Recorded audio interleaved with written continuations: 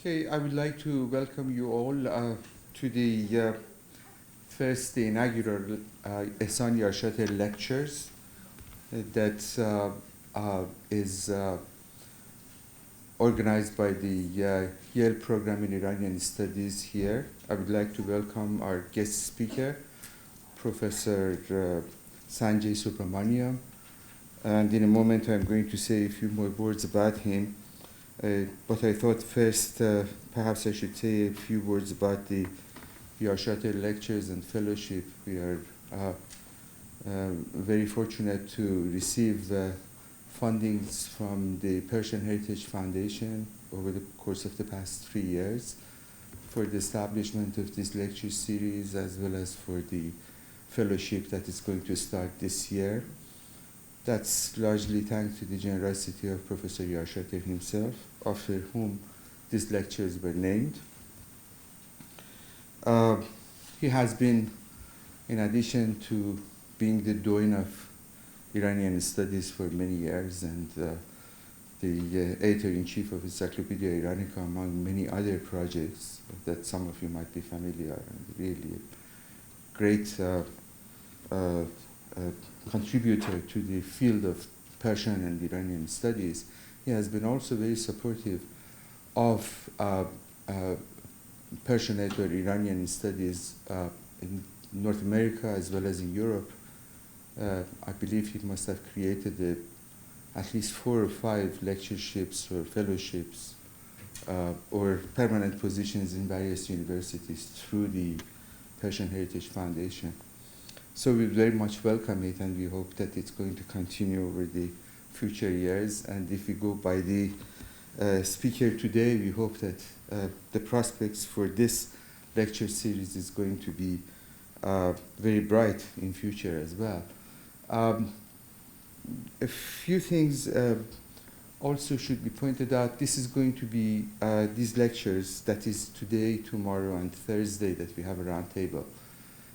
All the proceedings are going to be recorded and posted on the Iranian Studies website at Macmillan for future references, or for people who, because of the weather today that did not cooperate, or for other reasons have not been able to be here with us.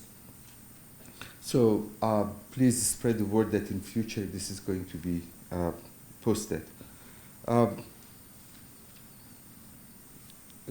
Professor Sanjay Subramaniam is a scholar, a historian of South Asia, I would say not only South Asia, but Indian Ocean and global history, and all the neighboring lands to South Asia. Is a figure that is does not really require an introduction, because anybody who has been even remotely interested in the history of this area or the neighboring regions has come across numerous contributions that he has made as being one of the most prolific and one of the most imaginative historians of early modern times, I would say. He is a graduate from Delhi University and taught in Delhi University for a number of years, afterwards in Paris and in Oxford, before in 2002 being appointed as the first holder, in 2002 at Oxford being appointed as the first holder of a newly created chair of Indian history and culture. And then since 2005, he moved to University of California, Los Angeles, where he currently is a distinguished professor of history and Irving and Jean Stone Chair in the University of California. At UCLA, Professor Subramaniam conducts, not only offers lectures, but also works with a number of graduate students, and in addition to that, I don't know how he manages to write so many wonderful works that we are the recipients. He was, for a number of years, also served as the founding director of the UCLA Center for India and South Asia. He's also the editor, managing editor of the Indian Economic and Social History Review. He, since 2014, has been a member of the Collège de France, and he spends part of his time in Paris and part of his time in Los Angeles, being in a great demand.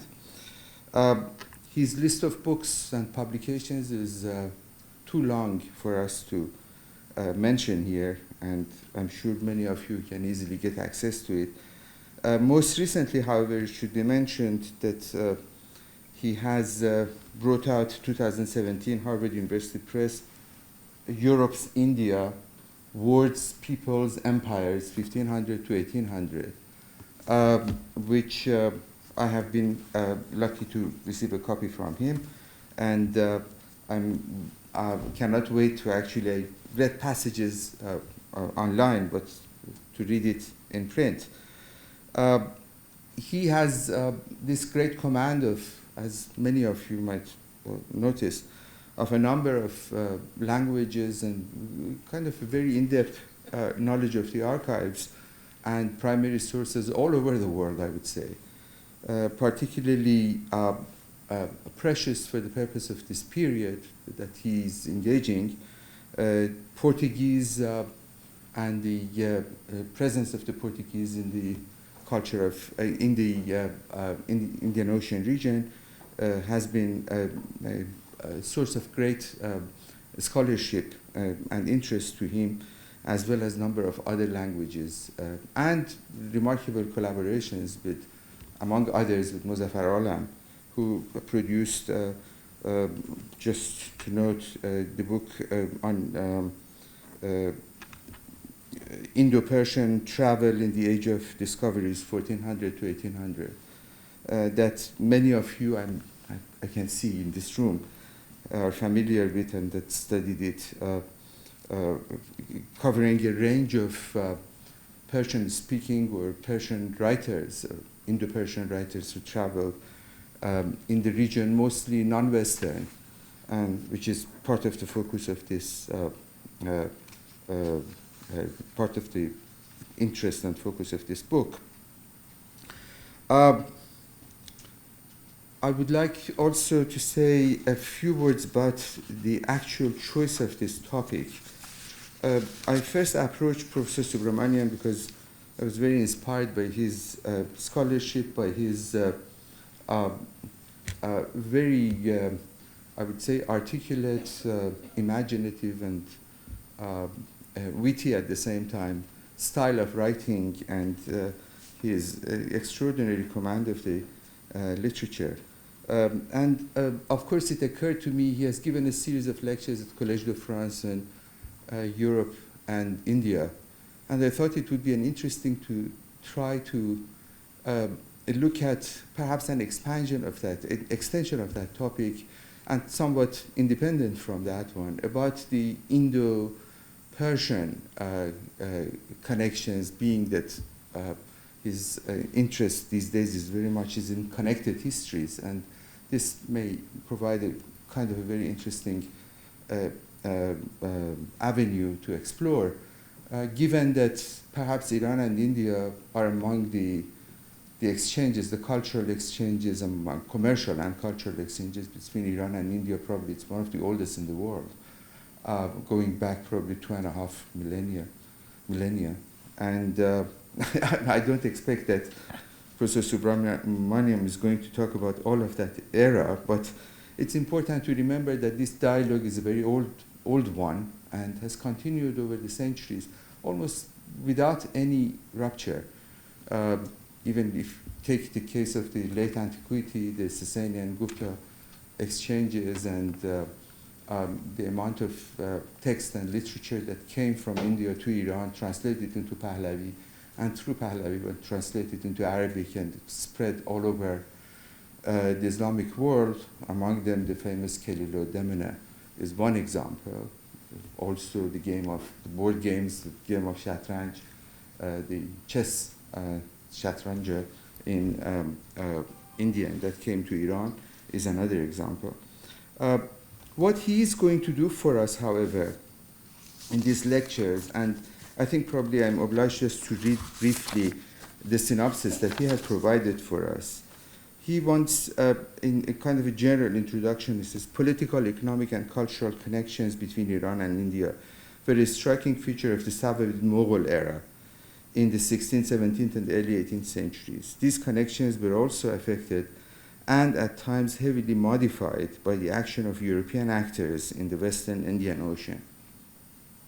These two lectures seek to address this set of issues, the analysis of which has seen a number of important contributions in the past by Iranian, Indian, and Western scholars. The topic of his first lecture, the Deccan frontier in the time of the Sultanates, again I'm quoting him, will examine Iranian relations with the Deccan, beginning from the time of the late Bahmanid dynasty and then extending into the time of the Sultanate of Ahmadnagar, Bijapur and Golkonda. A particular focus will be on the presence of Iranian immigrants in the Deccan, some of whom belonged to the elite groups, but others were coming from more humble backgrounds. I leave the rest of it to Professor Subramanian, but before I would end, it is probably an appropriate time to thank some of the people here at Yale who were crucial, their participation and support for this organization of these lectures. In particular, I would like to thank Dr. Walid Ziad, who both conceptually and in terms of organization of these lectures has been really valuable and very crucial to the way that these lectures were shaped. I would like to thank him. Also to thank Tirana Bien and also Kehan Nejad. Both of them also helped with the lectures. I would like to thank the administration of the Macmillan Center at Council on Middle East Studies and all the support and help that also we received from Yale in terms of co-sponsorship with the Yarshater Lectures. Thank you very much. Sorry for this kind of prolonged, longer than I expected introduction. So, Professor Subramanian, it's all yours now.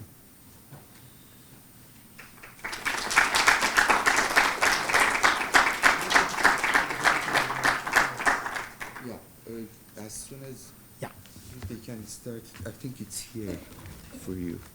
So you can, I think, probably touch this. Yes, or this. Would you like to try to make sure that it works? Or may I? Should be fine. Okay, all right. Okay, thank you very much. Thank you, Abbas, for that very kind introduction. Abbas, who in a very funny way has, in a manner of speaking, become my hamsheher, because we both are Angelinos in one fashion or another. In giving these lectures, and when Abbas actually invited me to give them, I thought it was a funny coincidence that it's actually exactly 25 years since I published a paper called Iranians Abroad, which appeared in 1992 in the Journal of Asian Studies, and for a few years was actually the most cited paper I published. It was eventually overtaken by another paper called Connected Histories. And when I wrote that paper already 25 years ago, I was very conscious of being in the debt of a number of scholars who had gone before me and, standing on the shoulders of giants and all that. Some of these scholars were scholars of and from South Asia. I'm thinking of people like Harun Khan Sherwani, very notably the Pakistani scholar Riyazul Islam, who was a real pioneer of Indo-Iranian diplomatic relations and their study. But I was actually especially thinking of someone whom I was very close to in the 1990s and who left a real mark on my own intellectual trajectory, a little bit forgotten, unfortunately, today, which was the great French scholar and Orientalist Jean Aubin. And he's someone whom I will be referring to from time to time in the course of today's lectures. Aubin began his career in the early 1950s, studying the Timurids, the Safavids. He had a very, very important article, which some of you will know, called Comment Tamerlan a conquis les villes, more or less, something like that. And then he proceeded in the course of the 60s to extend his interests into the larger Indian Ocean world. In the 70s, became a great scholar of the Portuguese Empire. And so, in a way, has a lot to do with the kinds of themes which I will be touching upon today. So, where to begin? So, let me begin by surprising you a little bit. Let me see if I can actually manage to get this working. Yes. So I do not know how many of you will immediately look at this and say, I know what this is. This is the humble Lari. Right? What is the Lari? The Lari is a very strange, as they say, fish hook-shaped silver coin which dominated the Western Indian Ocean in the 15th century. Right? It is the most common form of silver currency extending between the Persian Gulf, South Arabia, Western India, and Sri Lanka in the 15th century. It comes, as its name suggests, from the town of Lar. It then continues to have a career in the 16th century, in the early 17th century. These are actually Adil Shahi Laris, which are produced by the Sultanate of Bijapur. And in fact, it then continues to have a career much later. One of the most important quantitatively hoards of Laris is found in Gampola, near Kandy, in central Sri Lanka. And these are, of course, by the time somewhat degenerated Laris in the sense that they don't have much of a silver content. They've become largely copper coinage. But they are very, very interesting in terms of their form. And, of course, there are all kinds of folk reasons that are given for why they take the shape that they do, which is the fact that, for instance, they can be apparently more conveniently tucked into the folds of a sarong. Whether this is a good reason to shape a coin in this manner is an open question. Now, the Lari, incidentally, continues as the name of the national currency of at least one Caucasian state even today. But, of course, it's now taken a very different form from this one. So the humble Lari is a good place to begin because, in a way, this shows you how the monetary culture of a southern Iranian town, which is, in fact, very, very important, as we'll see, in the 15th century, which became somewhat less important in the 16th century, though in the early 17th century, it was still a halt for Pietro della Valle, who spent a certain amount of time there and who actually, in his collection, which is deposited in the Vatican, you can still find manuscripts which have been copied in Lar.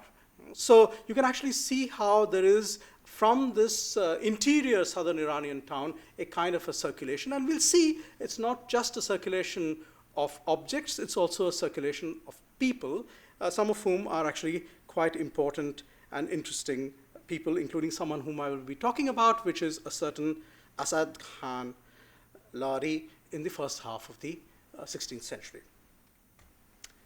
Now, we know that direct relations between the west coast of India and Iran via the ports of the Persian Gulf long predated the foundation of the Bahmani Sultanate around 1347.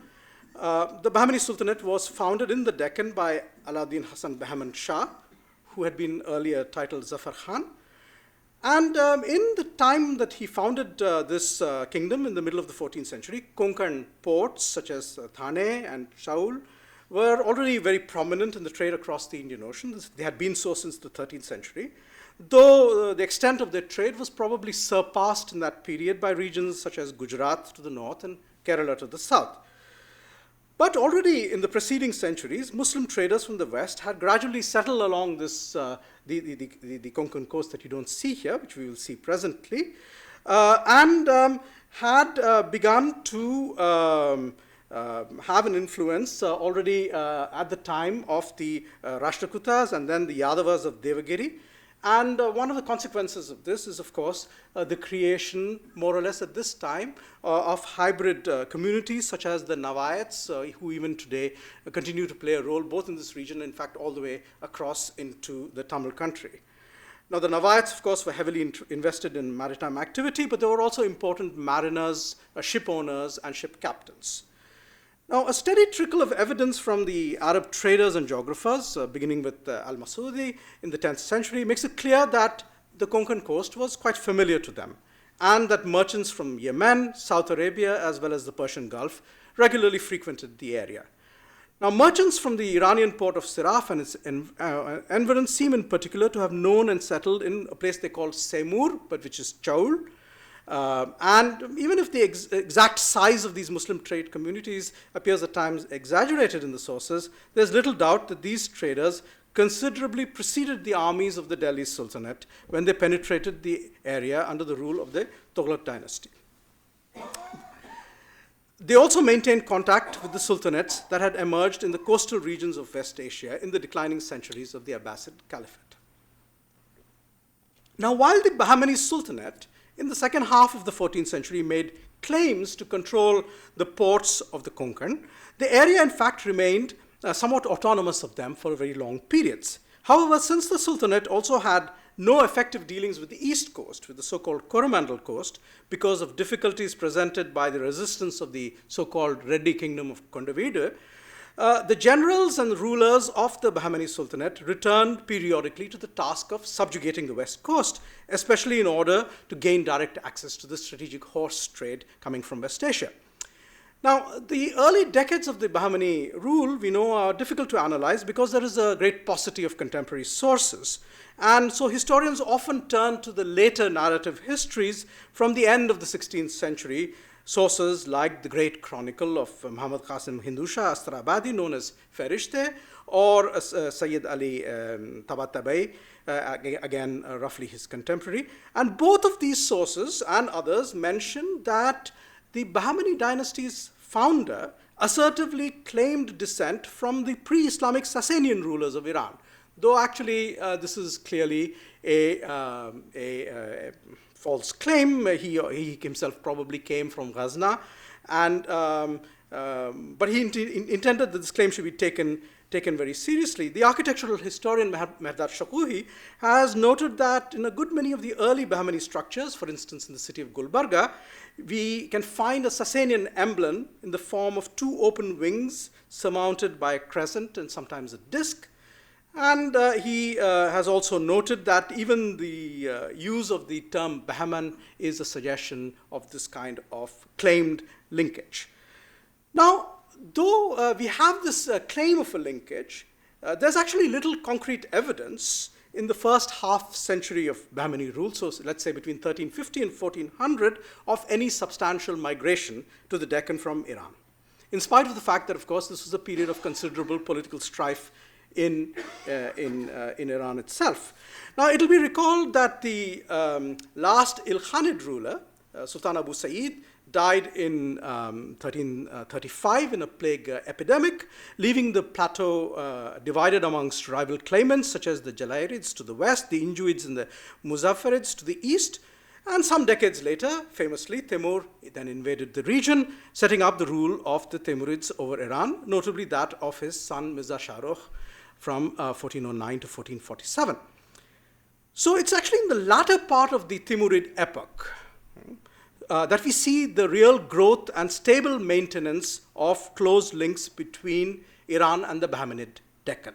And this is actually particularly, we know, from the 1420s onwards, even though Ferishte says that already at the time of Sultan Firuz Shah Bahmani, sometimes royal ships were being sent to the Persian Gulf. Now, the conventional explanation that is given for the shift from the 1420s onwards tends to associate it with the contested accession of Sultan Ahmad Bahmani, ruling between 1422 and 36, who faced entrenched opposition from the elites in Gulbarga, moved his capital further east to Bidar, later named Mahmudabad.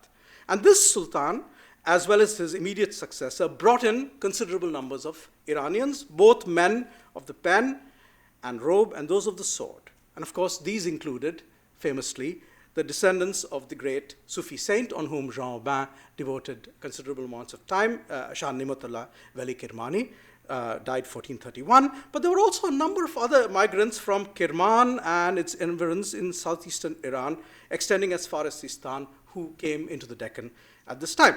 Now, a figure who assumed very great significance and who remains a little bit understudied, in my opinion, came from slightly further west.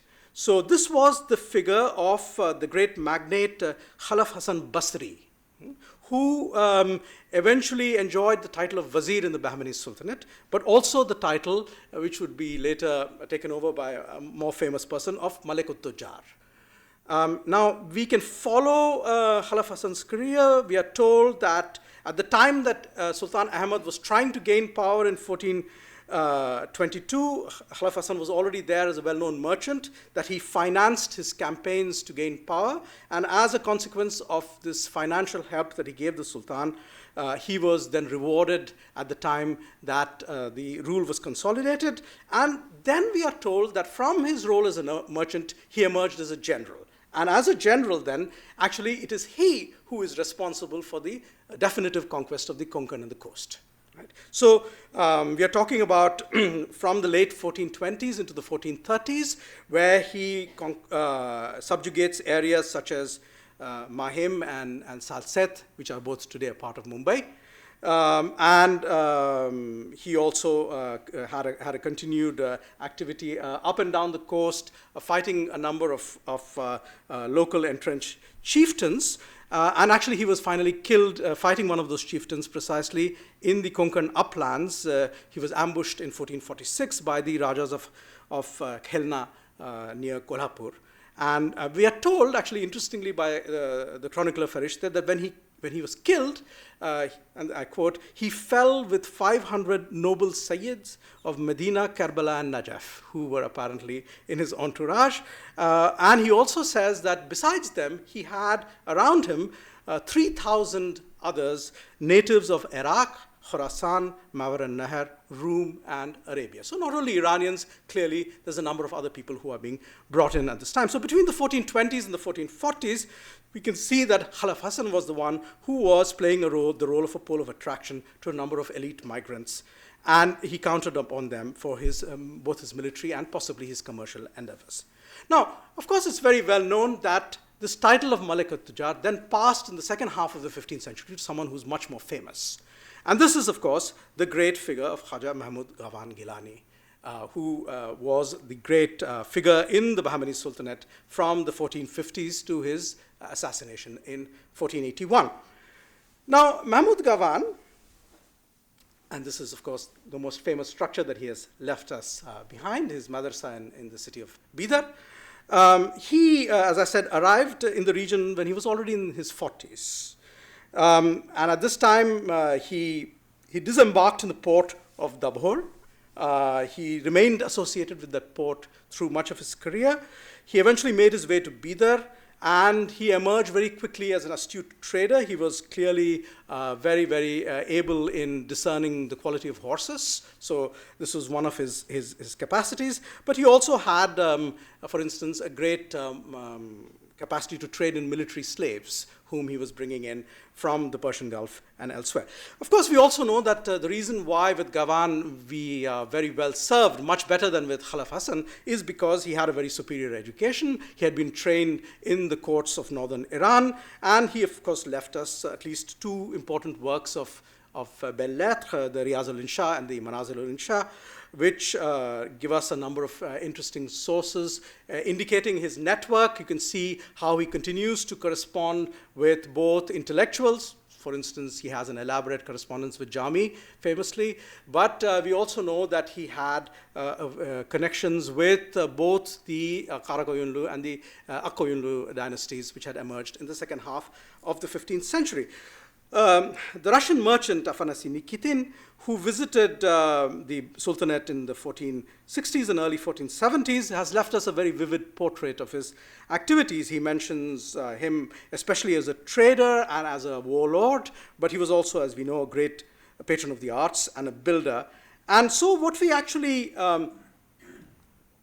can see is that even if initially our impression at the time of the 1420s or the 1430s is that there's a domination of merchants from the southern part of the Iranian world. Now, already with Mahmud Gavan, we are talking about people who seem to come more from the Caspian Sea littoral regions, so Gilan to the west, Mazandaran to the east, and they too find a prominent place. Now, of course, our problem is this, and I'll come back to this problem, that we can't actually, or we don't have to date, a proper prosopographical analysis of migrants because the Deccan chronicles are too unwieldy so far. No one has had the patience to really trawl through them, to work on the place name nisbas to get a proper sense of who came from where. But if we actually looked at the 15th century references, we would find a lot of people with names such as Gilani, Astrabadi, Qummi, Simnani, Ardistani, Kirmani, Sistani, and so on. Now, by the turn of the 16th century, by the early 16th century, this flow of men, which passed principally through the Persian Gulf island and entrepot of Hormuz, came to be divided into several subcategories. Now, Jean Aubin, who was, I think, the closest scholar, reader of these materials, has provided us the following synthesis, which I will read translated into English. I quote, "India did not just drain precious metals from Iran, it also drained men. Hormuz was for the princes of the Deccan a place to recruit mercenaries who were emancipated slaves, ghulam, those whom the Portuguese sources term white people, in contrast to the indigenous combatants or African ghulams with the darker skin who were less valued on the military labor market. Whoever has more white people, gente branca, is the most powerful," observes Tomi Pirish, who in the 1510s estimated that there were 10 to 12,000 Persian warriors in the Deccan. That's quite a lot. Of these warriors originating from Iran, a good number were ethnic Turks. As a result of tribal disorders that were linked to the successive fortunes in the courts of the 15th century and the early 16th centuries, Kara Koyunlu, Akkoyunlu, Safavid Kizilbash, and Turkmen from Iran, evicted from their usual territories, cut off from their clans, or threatened by vendettas, moved to India in groups or as individuals, either via the Kandahar route or more frequently by sea. Amongst these uprooted men who would seek their fortune in India, a good number were also native Iranians, members of initiatory brotherhoods of wrestlers who preferred adventure and the métier of war to the sad lot of artisans or peasants. You can see the aristocratic side of Aubin here. Some of these, end of the quotation, some of these had specialized skills, notably the archers who came from the south. They are what are called in the vocabulary of the period frequently Zegir Poshan, because they had the special archer's ring to protect them when they were pulling the bowstring, from which many of them came in particular from the southern region of Larestan. In one of his letters to the Prince of Lar, Mahmud Gavan actually writes of his pressing need in the matter, and it seems that he actually had a special agent based in Hormuz whom he was using to recruit these men. Once again, I cite Aubin, brigandage or immigration, these were the alternatives that were all too often offered to men from the poor villages of the Garm Sirat, whose oases could often not feed them, unquote. Now, not longer after Mahmud Gavan's execution on trumped-up charges in 1481, we know that the Bahmani Sultanate began to fragment, and regional power brokers assumed increasing power at the expense of the court in Bidar. Two of these post-Bahmani states were of very limited significance. These are the states of Berar and Bidar itself. The remaining three are interesting studies in contrast. So you have Ahmadnagar, which you can see hived off the northwestern section of the Bahmani Sultanate, including the port of Chaul, as it turns out. And this was founded by Ahmad Nizam Shah, who was the son of a certain Nizam al-Mulk Bahri, who was reputedly a Brahmin convert to Islam, though this is very likely to be, as likely to be a genealogical topos as anything else. The second Sultanate, very interesting, to its immediate south, is the Sultanate of Bijapur. And this was founded by Yusuf Adil Khan, whose genealogies are so many that none of them can be thought to be worth anything except for the claims that they are trying to make. By the end of the 16th century, one genealogy claimed that he was descended from a fugitive Ottoman prince. Another claimed that he was, in fact, of noble origin in Iran itself. But the most plausible of the stories is to be found in a chronicle of Rafiuddin Shirazi, the Tazkirat al-Muluk. And Shirazi actually makes the very interesting point, and it's a point to which I will return, that actually, very likely, Yusuf Adil Khan was of humble origin. And we know that he was, at any rate, brought as a slave to India by a merchant called Khaja Zain al-Abidin Simnani. He himself acted in the horse trade, but what is also particularly interesting about him was that he had a reputation as two things, as a cook and as a wrestler. And in fact, the stories that are recounted about his origins are very interesting stories because they suggest, clearly these are sort of semi-folk origin stories, that he was a cook in the Bahmani kitchens, and but he was also someone who was known for his capacities as a kind of pehlevan. And what in fact happened is that a great champion wrestler came down from Delhi. No one could defeat this wrestler. It was a question of Deccani pride, and finally it was Yusuf who was able to defeat him. And from then we see his ascension. Now this is in fact a very interesting theme which appears on a number of occasions, and I'll come back to it, which is the capacity of some of these lowly Iranians, not people of great origins, to actually master these various forms of martial activities. So you have the archers, whom we have already seen, but in fact these Iranians are often associated with a hybrid Deccani word, which is the word yakang, which means literally one limb. Technically, we still have the word in Hindustani today. We call it ekang. It's actually a word for a handicapped person also. But yakang is actually a form of combat in which someone actually, in a way, does not use one arm, uses the other, either with a staff or with a sword, and combats in a kind of single combat situation. And he was clearly someone who was considered to be very proficient in this form of relatively humble combat. Now, the third of the sultanates is distinct from these two because of the identity of its founder. The Sultanate of Golkonda, on the other hand, was founded by someone who actually did have an elevated or relatively elevated lineage, which was a certain Sultan Qoli, who was actually a prince of the Karakoyunlu house.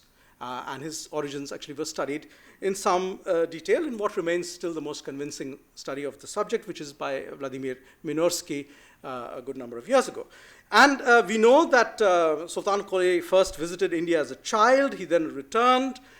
He faced difficulties with the Koyunlu. Then he came back, entered into Bahmani service, and eventually hived off the eastern or Telangana parts of the domains from about 1507, when he took the title of Sultan Qoli Qutb ul Mulk. Now, it's interesting that the Portuguese, who had arrived in India about 10 years before this, were quite aware of the difference in status between these three sultans. So, for instance, Tome Pires, whom I've already quoted, says that it's to be noted that the sultans of Ahmadnagar and Bijapur were slaves by origin, but that Sultan Qoli was not a slave. He's a man of great worth and highly esteemed in the land. Muito estimado na terra. So we know that he had a different status, and we'll see that this is not the only reason, but it's one of the reasons why actually the trajectory of the relations between Iran and Golkonda will take on a slightly different form than those with the sultanates further to the west. In fact, in a very peculiar way, Golkonda it is which retains the closest cultural links in a certain sense to Iran, more so than its western neighbors. Now, of course, part of the difficulty was that at the time of Sultan Qoli and his immediate successors, the coast was still not under the control of these rulers. That was only done towards the middle decades of the 16th century. And from the middle decades, then the Sultans of Golkonda have access to two major ports, Machilipatnam and Nizamapatnam, and from there they can slowly begin to develop their maritime links into Southeast Asia, and then eventually in the early 17th century into the Red Sea and the Persian Gulf. Now, the rise and consolidation of these three sultanates, Ahmadnagar, Bijapur, and Golkonda, obviously corresponded very closely in terms of chronology with the Safavid consolidation itself.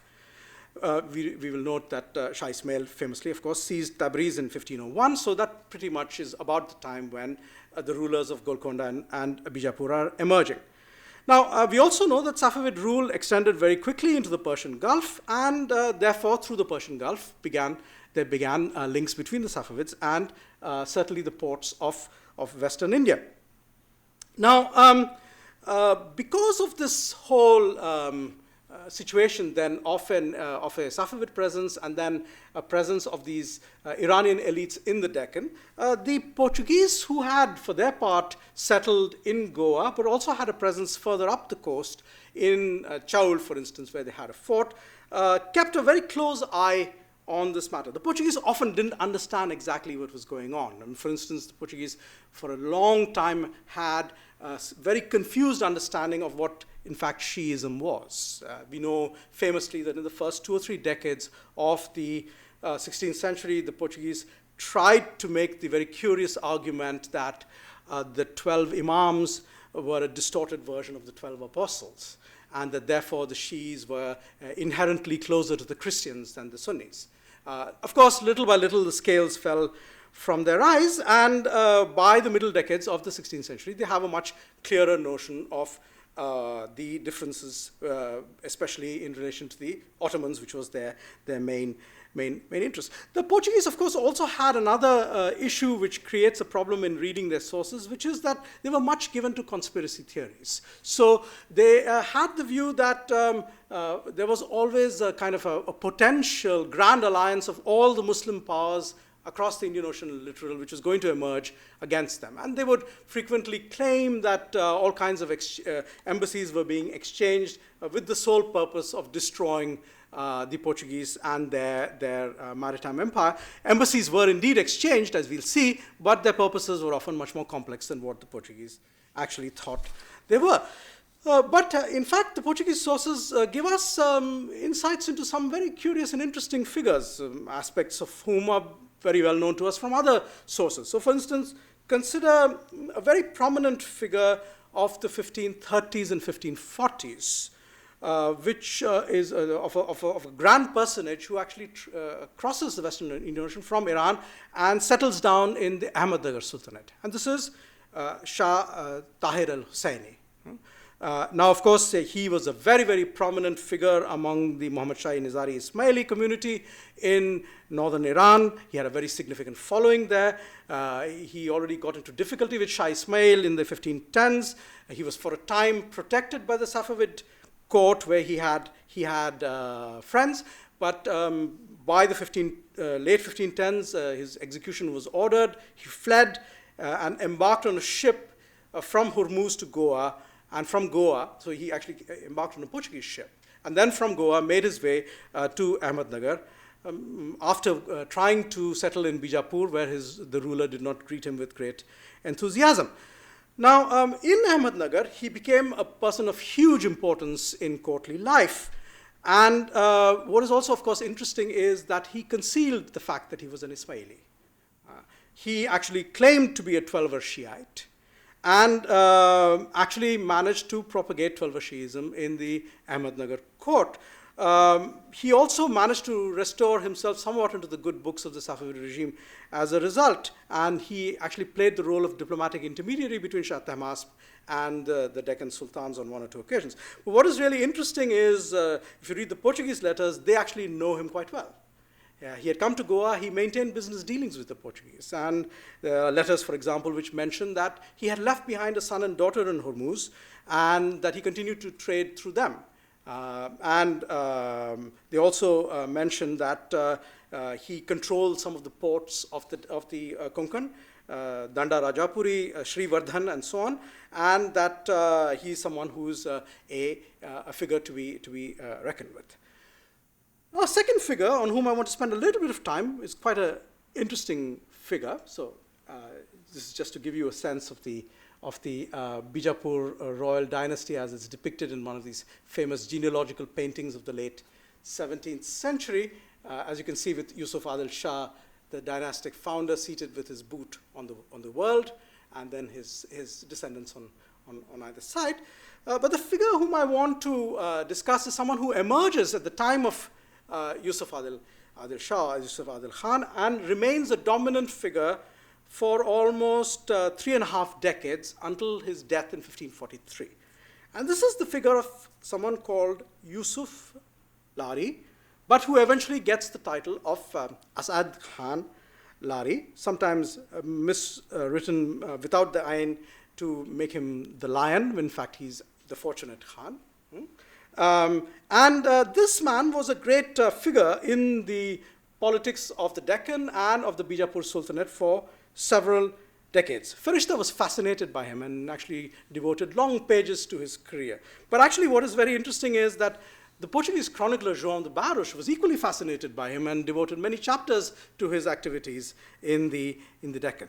The Portuguese refer to the fact that he was already present in 1510 at the moment when they conquered Goa. He was fighting on the Bijapuri side. He then played a significant role in the transition between Yusuf and Ismail Adil Shah around 1510. And we learn from them that he actually emerged as the great power holder in this spot here, which is Belgaum, which is today in northern Karnataka, but which was actually his power center. He's usually called by the Portuguese Senhor de Belgaum, the Lord of Belgaum. And as you can possibly discern, because he was there, he was actually the immediate neighbor of the Portuguese. His writ ran all the way to Ponda and beyond. As some of you who will know the geography of Goa will be aware, today Ponda is a part of Goa, but that was because it was conquered as part of the new conquest in the 18th century. In the 16th century, Ponda was still a part of Bijapur territories. And Assad Khan, therefore, appears on in all of these texts as this extremely formidable figure controlling huge resources, almost determining the rhythm of the expansion of the Bijapur Sultanate in relation to Vijayanagar on the one side and in relation to Ahmadnagar on the other. We also know that he is responsible for not the actual construction, but the consolidation and major improvement of Belgaum Fort, right? Which you see in a 19th century photograph over here. And not only did he do that, he actually built a very impressive monument there, which is the Masjid al-Safa, which is the great mosque of Belgaum even today. It actually has a foundational inscription, and I will read it to you rapidly, which marks its foundation and its presence there. So, by the grace of the power of the master of the conjunction, possessing the marks of royalty, whose seat is high, and whose throne is like the sky, and whose place is at Sidra, on an auspicious day, by the grace of that Khan, Asad Khan, a house was founded and completed such that its door was the Qibla of the hopes of the people of Islam, and it became the refuge and shelter of Islam and the abode of peace. Kings and famed people from the Deccan, endowed with a high fortune, salute his threshold each morning and evening. Last two lines, composed and written by Qazi Nizam-ud-Din al-Davani in the year 924, that is 1518-19. There is a second inscription, again, where he talks about how he built this mosque at the time of just one of the age, the son of Adil Khan. Now, you can actually see that this is and remains a very, very interesting and important structure. But there's another aspect of Asad Khan which I think is worth remarking on. So he remained a hugely important figure until his death in 1543.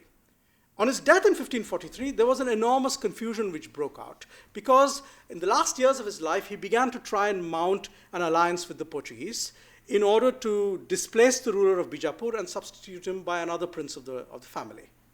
This may have had to do with the fact that Ibrahim Adil Shah, the third ruler of Bijapur, had moved to Sunnism. And so there was clearly some tension as a consequence. Now, we know that one of the things that happened was that on his death in 1543, he had left a huge amount of money, which represented his sort of liquid treasure, in the hands of a great Iranian merchant called Khaja Shamsuddin Gilani, who was actually functioning out of the ports of the west coast, and the Portuguese tried to get hold of this money from Khaja Shamsuddin. They actually got hold of a sizable sum of it, but most of it escaped them. So he appears as this magnate with a huge amount of resources, inordinate political ambitions, and so on. But that's not the only thing which is interesting about him, which is that, of course, the fact that today if you go to Belgaum, his tomb is his dargah, as it is an extremely important spot. Now, we know this is the case already in the 17th century, but it was certainly the case by the late 18th century, when we know that actually some of the Maratha administrators of the region actually put money into it. And here, for instance, is what a colonial ethnographer wrote about this tomb in the 19th century. Right? It says, As'ad Khan, who died at Mandoli, 3 miles southwest of Belgaum, and was buried there, is held in high honor by all Belgaum Musalmans. He was remarkable for his judgments, talents, and learning, and for his physical strength and prowess as a swordsman. So you see again the Pahalwan from Lar who emerges. Again, someone of humble origin who emerges through his physical strength. As'ad Khan, he says, is supposed to have died at the age of 150. And it is said, but with little truth, that as long as his memory is honored, Belgaum will be free from cholera. In the Muharram, all the biers or panjas are brought and pay their respects at As'ad Khan's tomb. About 30 royal umbrellas hang around the shrine, and about 24 ostrich eggs near the front of the building are presents offered by As'ad Khan's devotees. Almost all classes of natives, and especially the sepoys, pay their devotion at As'ad Khan's shrine, where incense, flowers, and coconuts of the value of about £1 are offered every Thursday, and dancing girls pay their respects by dancing before the shrine every Thursday night. To the original building, as I said, a front was added by a Maratha Mamlatdar of Belgaum. It is also interesting to see that if you look at the ethnographies which were produced not of the dargah, I was fortunate enough, since I couldn't obtain photos of it myself, I sent 2 Turkish envoys of my own. So thank you to Jamal Kafadar and Gulru Nejubolu for these photographs. So this is the tomb of, as he called him, As'ad Khan Lari Pasha, and there you see the interior of the tomb. If you actually go to the fort, we're told that there are all these things which are in the fort, such as a sword, which is kept concealed, but which it said no human being could lift. Only As'ad Khan could lift it. There is a place which is approximately about 11 feet high, where it says every day he jumped from the ground to that height. So he actually has emerged as a kind of as a local sort of Superman figure with all these miraculous powers, protecting the area from cholera and so on and so forth. And again, it's interesting to see how this is actually associated with someone who actually comes from the popular stratum of a kind of an Iranian restless swordsman culture, and who inserts himself into this polity rather than someone of the more elite variety. Now, of course, the elites eventually also had their say. And if we turn from Bijapur to Golkonda, and that's where I will bring us to close in about 10 minutes, you will see that in the case of Golkonda, the social distribution of the migrants seems to be somewhat different. The number of people who are of elite origins is considerably higher. Right from the very beginning. We know, for example, already in the middle decades of the 16th century, there was someone called Mustafa Khan Ardestani, who was more or less a crucial figure at the time of Ibrahim Qutb Shah in the 1550s and 1560s. Now, of course, our difficulty is that we cannot, as I said, actually engage in a proper prosopography of these migrants. The Japanese historian Masashi Haneda, as it happens also a student of Jean Aubin, has attempted a kind of an analysis where he's tried to give you a sense of this migration. But the problem is that his analysis is biased towards the Mughals, because the Mughals kept biographical dictionaries. So with the two great Mughal biographical dictionaries, the Zakhirat al-Khawanin and then the Masil al-Umara, we can actually look at that migration. And the impression that Haneda has is that most of the migrants, he says, came from the east and southeast, from areas like Khorasan and Kohistan. There were some people from central regions such as Isfahan and Qazvin. But he says, for example, that he could only find one person who came from Tabriz. Okay.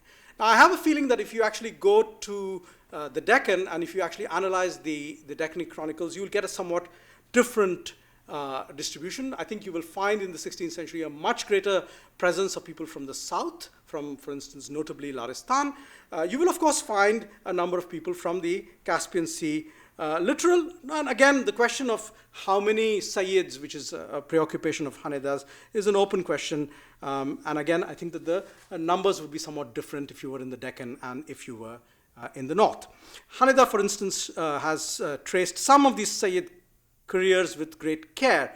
For instance, there is a certain Mir Muhammad Amin of Shahristani origin, settled in Isfahan, who first came to the Deccan and then eventually fell out of favor, moved back to Iran, and then eventually moved to the Mughals. There are actually several people who triangulate between Iran, the Deccan, and the Mughals. Mir Fatullah Shirazi, for instance, very famously. And actually, if you look at the writings of the Mughal poet laureate Faizi, who visited the Deccan in the early 1590s, it's quite amusing because in the 1590s, Faizi is actually very interested in the idea of going and poaching the Iranians from the Deccan and bringing them to the Mughal Empire. And he actually acts as a kind of talent scout. He goes to these different courtly centers and looks to see who is here who counts for something, right? So, for instance, he notes that in the year that he was in Ahmadnagar, he says a good number of ships came from Hormuz. There was a certain Khaja Muinai who was the Umdat Tujar. There were a number of people who were there, for instance, some of them closely associated with the disgraced Safavid noble Yaqub Khan Zulqadar. But he actually also notices that there were quite a lot of interesting people who were prominent scholars. In fact, that one of his main preoccupations is poaching scholars. So, for instance, the famous Taqiyuddin Muhammad, who's known as Taqiyya Nasaba, who was there. There was, for instance, Sheikh Bahuddin Isfahani. He also mentions these two great poets, Malik Qommi and Mullah Zuhuri, who were there in the Deccan. He has a preference for Zuhuri because he says that he's more extroverted, whereas Qommi is shy and retiring. But we actually can see from that kind of window that Faizi provides us, that there was a kind of a sense that the Deccan actually had many more Iranians and in a way the cream of the crop, whereas those who were coming through the Kandahar route into the Mughal Empire at this point in time in the 1590s were less important. And for instance, the Golkonda court, and this is the Golkonda court of Muhammad Qoli Qutub Shah at the end of the 16th century, was clearly one such center which attracted a large number of these very accomplished Iranians, many of whom we can actually trace with some care. And I just want to mention a couple of things. Oh, before I close out, I must say, of course, that Faizi is the source, or partly the source, of the famous, very nasty rumor about the sultans of Golkonda, right? Which is the idea that the sultan had a sort of love affair with a prostitute, and that as a consequence, this prostitute, who was called Bhagamati, according to him, gave the name Bhagnagar to Hyderabad, whereas in fact, first of all, the city is not called Bhagnagar but Bhagnagar, the city of gardens. And this story, of course, was a rumor spread against Muhammad Qoli Qutub Shah, but Faizi, of course, says about she was the term he uses is fahisha-e kohana, Mashukha Yazim of this ruler, this old prostitute and his greatest love. The great figure, of course, whom we know from Golkonda history at this time is a Sayyid figure, right? Which is this figure of Mir Muhammad Momin, subject of a still very interesting biography by the great Hyderabadi intellectual Zor, written in the middle of the last century. He, of course, is a figure who is important in and of himself. He, of course, is responsible for this whole quarter, which is very, very close to the Charminar, which still houses one of the most important cemeteries, including his own tomb, but also the tombs of a vast number of other Iranian and other notables. So Mir Mumin Astarabadi, who is known to us also for the fact that he maintained a very close correspondence with the Safavid Shahs, and we've got quite a lot of letters exchanged between the two of them. And if you read these letters, you actually can see the much greater degree of proximity between, in a way, Golkonda and Iran, which is paradoxical given the fact that it's further away. And you can also see that the complex relations of sovereignty, because the Iranian rulers tend to treat these men who are living in and being paid by the rulers of Golkonda as their own subjects, and in a way as possessing a primary loyalty to them, right? And what we can actually see is that the rulers of Golkonda did not see any contradiction in actually employing such people. And in fact, we know, of course, that the high rhetoric of the letters from the sultans sometimes said things to the Safavid Shahs. For instance, there's a famous letter from the Deccan which says to the Safavids that from one of the Deccan sultans, saying that Deccan territories form as much a part of the Safavid kingdom as Iraq, Fars, Khorasan, or Azerbaijan. And you can see that there is at least a sort of a symbolic proximity which is thus exercised between these two. So let me bring my talk then to a conclusion. So essentially what we have seen is that starting from this moment in the 1420s, and this is of course not to gainsay the much longer relation that Abbas has mentioned going back to earlier medieval or even pre-Islamic times, but from the 1420s there is a kind of a new impulse given with this transition inside the Bahmani Sultanate, which leads to this greater and greater presence of the Iranians in the Deccan. What I've tried to argue is that there are some interesting distinctions between the migration to the western part of the Deccan and to the eastern part of the Deccan. The second thing which I've wished to argue is that we often tend in our analysis of this migration to focus perhaps excessively on the elite migration. The elites are indeed the best documented, and indeed if we are looking, for instance, the kind of materials that Riyaz al-Islam was looking at, or which more recently Ziauddin Shakeb has looked at, the correspondence. Yes, the correspondence is usually entertained by these people who had often, for instance, Mir Mumin Astarabadi had a career in the Safavid court before he moved to the Deccan. So you can actually see why these letters would be preserved in the Insha collections and so on. But I think it's also interesting to think about the fact that there was a much more complex social depth to this presence, a social depth which, of course, expresses itself and which comes to the surface when there is social mobility. And so, in fact, there are, you might say, two kinds of migrations with two kinds of logics. So the elite migration is a migration of people such as the Sayyids who have what we might in Bourdieusian terms call a kind of a cultural capital, and who bring this cultural capital of being of Sayyid stock, of great genealogies, something which Faizi recognizes, because when he identifies people, he actually tells you who they are in terms of who they are in terms of their social location. But then there are the others who actually are looking at migration not so much as a question of transferring cultural capital, but really but much more migration as a means of social ascension. And this is much more the case of the Pahalwan from the Talim Khane of Lar, who shows up in the Deccan and actually looks at this as an opportunity to transform himself, because precisely even that distance between Iran and the Deccan is enough to create some effect of effacement and the possibility of starting anew, especially if you start inventing new genealogies for yourself, as the founder of the Adil Shahi dynasty did. And in that sense, you could say that if you actually look at one part of this Iranian migration, it is actually not so distinct, for instance, from the African migration to the Deccan. Right? So that part of the Iranian migration, for instance, is much more comparable to someone like this. This is a figure who played a very important role in the Bijapur court in the early 17th century, Ikhlas Khan, who we know was one of 3 or 4 different characters who were trying to jockey for power at this time. So one of them was Ikhlas Khan. There was another person who was called Daulat Khan, and who was a Deccani Muslim who it was rumored was from the caste of oilmen, which is therefore a relatively humble caste.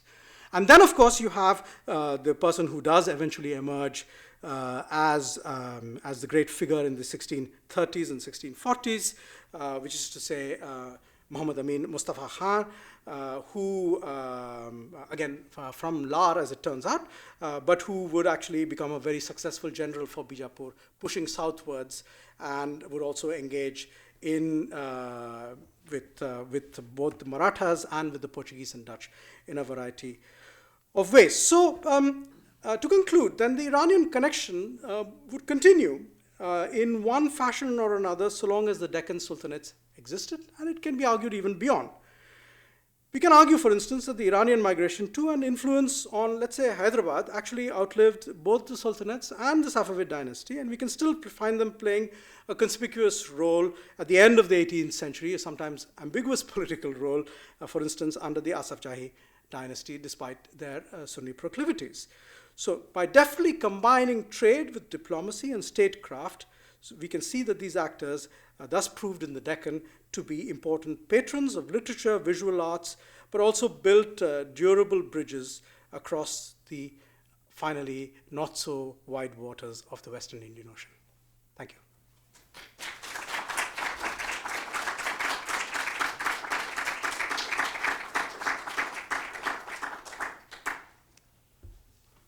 Now we can open the floor to questions and comments.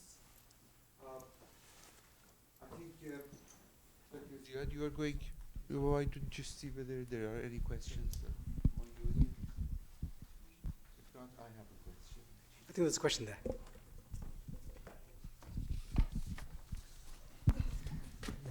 Hi.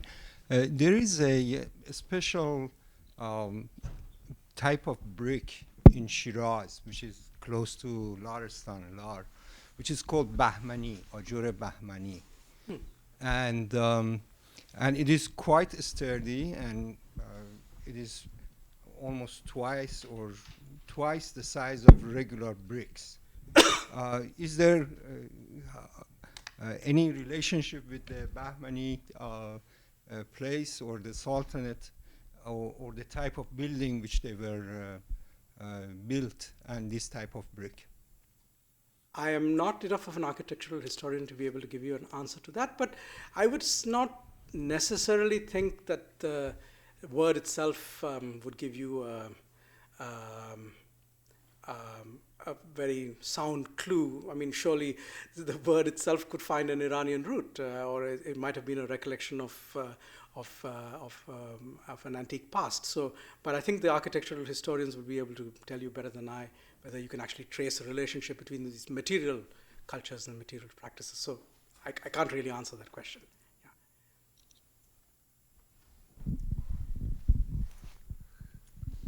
Hi, thank you. I had sort of a question about, could you speak to the points, so you spoke very eloquently about the migration that's happening, but could you speak to the points of where migration might not have been happening? I think of Mahmud Gavan starting the madrasa and sort of trying to invite Jami and failing absolutely, and not actually being able to sort of, as Eaton argues, I think at some place, that not really being able to inculcate that madrasa culture in the Deccan. And then the third Adil Shahi dynasty, the third Adil Shahi king converting to sort of, or changing back to Sunnism. And what are the possible frictions that might have happened? Could you speak to where the migration might not be taking place, and how we could talk reasonably about that, if that makes sense?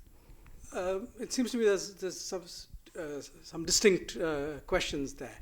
So, I mean, you can see that the fact that Mahmud Gavan wanted to set his sights as high as he did, that suggests the delusions of grandeur he had. But I mean, after all, whether it's true or not, we know the famous story about the invitation to Nizami and to Hafiz and so on. So there was a long tradition of setting your sights very high and then not really expecting or thinking that people were going to come. But what is actually interesting, especially if you read Faizi's letters, but actually if you even read, for instance, if you read the Tazkira, which appears at the end of Badayuni's chronicle, is the extent to which actually Iranian writers and literature of high quality did move. Now, why did they move? And this is an interesting question, which we discussed partly in the Indo-Persian Travels book as well, because some of them move, then they come to India, they're disappointed, they go back. Some of them, clearly there are also moments which were more propitious and moments that were less propitious and so on. But I actually think that this moment broadly, let's say, running through the 16th century and into, I would say, the 1630s or so, is still very, very, propitious moment for drawing, especially Iranian intellectuals, but not only Iranian intellectuals. I mean, I'll give you another obvious example. An Iranian scholar wrote a rather curious text called Karwan-e-Hind, Gulchin-e-Mani. And one of his main sources was actually the text devoted to the biography of Abdurrahim Khan-e-Khanan. And in the Masir-e-Rahimi of Abdurrahim, it lists all the people whom he patronized. And you can actually see how many of them there were. Of course, Gulchin-e-Mani then blotted his own copybook by saying the reason why people went to India was because India was a land of licentiousness and depravity. And so various depraved Iranian intellectuals went there because they thought they would be having a better time. But the fact remains that there was a substantial movement. But I think that if you move to a slightly later period, once you cross into the 1640s, 50s, you can see a shrinking and so on. So I think you would also have to think about it in those terms. Your other question with regard to the conversion question, Bijapur is actually quite an interesting place because this keeps happening back and forth, right? So the first Ibrahim is a Sunni, then Ali Adil Shah, who rules for 30 years from 1550 to 1580, is a very devout Shiite. But then Ibrahim is the second who comes to power in 1581, is very ambiguous and possibly quite friendly to Sunnism. And then you have a return again. Now, in contrast to this, the Golkonda Sultans remain absolutely steadfast, right? Which possibly also explains the fact that the relationships with the Iranians, with the Safavids at least, was more stable. Why did this happen? Of course, we have the usual factional explanation. And of course, Farishta lends himself to that because Farishta is very Shiite in his orientation sometimes. And he always tells you that, when the Habshis and when the Deccanese took power, then everything moved in the direction of Sunnism. And so Dilawar Khan Habshi takes power, then you get. And then when the Iranians take power, it goes back and so on. But, it's a bit of a chicken and egg explanation because, you could make the argument that, perhaps the fact that they emerged into the position of power was a preference shown rather than the cause of the shift itself. Yeah.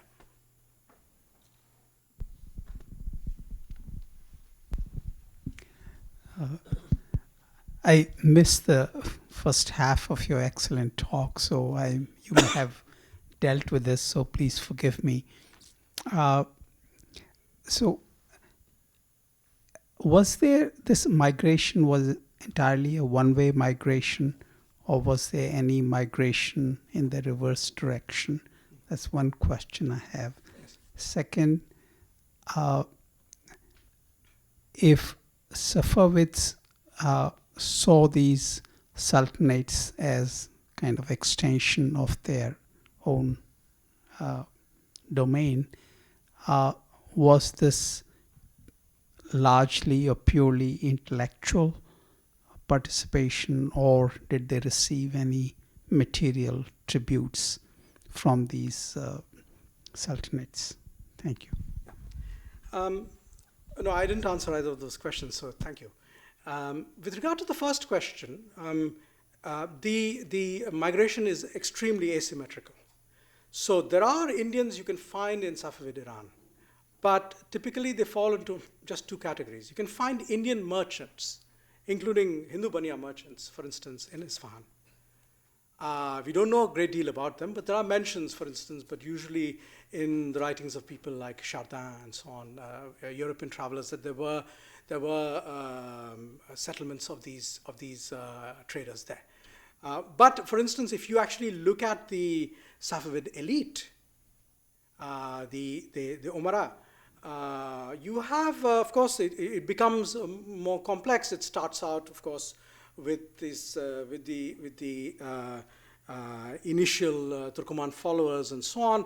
Eventually becomes more complex, and of course then eventually begins to include numbers of Georgians and Armenians and so on as you reach the latter part of the 16th century. But we never find, so far as we can see, almost any people of South Asian origin who actually enter that, and whereas we can see a good number of Iranians on the side of both the Deccan Sultanates and the Mughals.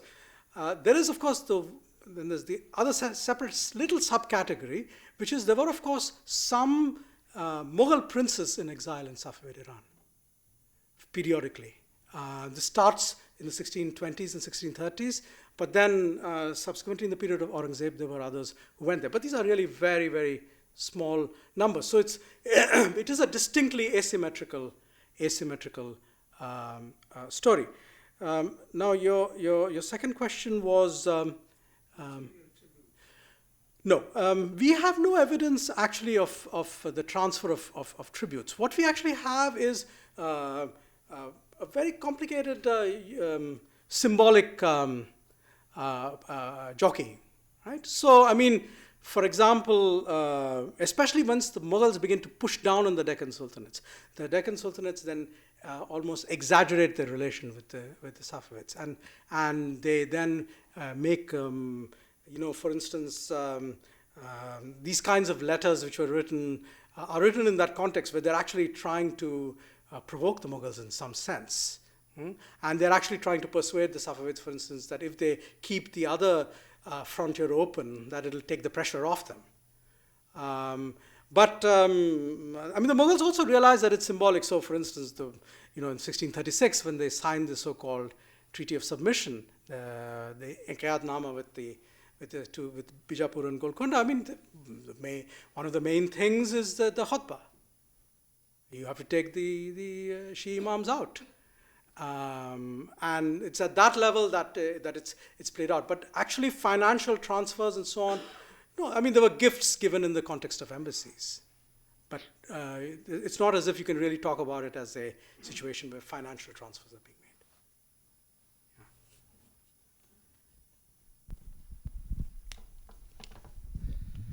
made.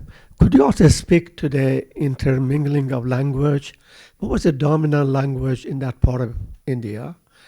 What was the language in the court? And how did Persian impact on the transfer of language across the borders? Yes. I mean, of course, the fascinating thing, and it's a huge subject in and of itself, is that we're talking about what is linguistically an unbelievably complex area. Right? So we're talking about an area where broadly you could say the southern Indian languages, the languages like Kannada and Telugu, are meeting up with the northern Indian or Indo-Aryan languages such as Marathi and so on, right? So what actually, for instance, if you were to go to the court of Bijapur in the early 17th century, right, this is a court in which people know Persian, certainly. There are Persian-speaking poets and so on. But, for example, I mean, there's a famous episode. The Mughals send an ambassador to see the Sultan of Bijapur. He's a man called As'ad Qazvini. So he's from Qazvini. He's an Iranian migrant himself. And he goes and he tries to converse with the Sultan. And then he says that this guy doesn't know how to speak Persian. And he says that he kept, but it's very funny the way he describes it. He says he kept speaking in Zabane-Marhat. So that is the Maratha language. But then he had these Maharashtrian Brahmins translating into Persian, right? So he actually has these people who are acting as the go-betweens, but it suggests that there was a Brahmin elite inside the court which was perfectly comfortable moving between Marathi and Persian.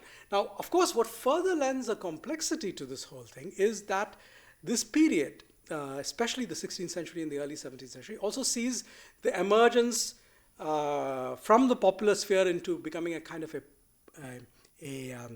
courtly language of what is called Deccani, right? So Deccani, which is in a way very, very similar to what we would today call Urdu, or it's a version of it. What is actually interesting is that it's not only a language which is spoken popularly, but this is the period in which the first, for instance, Masnavis are composed in Deccani. And in fact, the same patrons, so some of these Iranians, for instance, very interestingly, will patronize poets who are writing in Persian, but they will also patronize poets who are writing in Deccani. And so what you're also getting precisely is that, and of course the Deccani itself is very curious how it is. It basically it has certain forms, syntactical forms. It has verbs and so on, which are clearly recognizable to, let's say, a Hindi Urdu speaker. But for instance, it retains the Persian izafe and many elements, and the vocabulary is very heavily Persianized. Right? So this is actually a very, very precisely interesting cultural product of the coming together of these different elements from the non-courtly into the courtly, and then also the migrants coming from the outside into this courtly structure.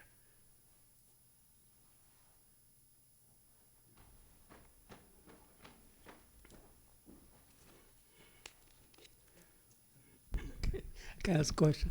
I was thinking of something here. If we think of the conflict between if you want to call it the Portuguese and the Ottomans, or first the Portuguese and the Mamluks. If we think of the Battle of Diu, 1508, the Ottoman Mamluk joint operation against the Portuguese, later on 1530s, and then down to 1570. My question is the following here.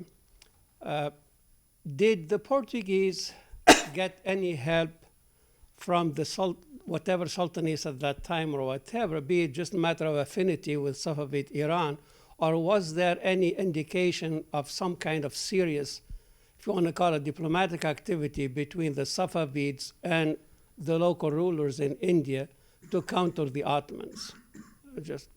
Okay. Well, I mean, there's relatively little evidence that anyone has ever found that the Safavids actually mounted campaigns in India with, let's say, the Deccan sultans against the Ottomans, right? The Portuguese, as I said, have often an extremely paranoid spirit. So I'll give you a particular example. The Portuguese always claim that there was a famous battle in 1565, right, which may mean something to you. This was a battle in which the Deccan sultans got together. The Deccan sultans had been fighting with one another over frontier wars for decades, and finally the three of them got together and they mounted a campaign against Vijayanagar. And they defeated not the ruler, but the effective ruler, and killed him in 1565. Now, if you read the Portuguese chronicles will always tell you these people were incapable of getting themselves together. Why did this happen? And they say it's because Shah Tahmasp sent his ambassadors from one court to another, and these ambassadors then mounted this conspiracy, right? And it's on account of this kind of evil Iranian hand behind that this whole thing actually happened, and this is how these people got together, right?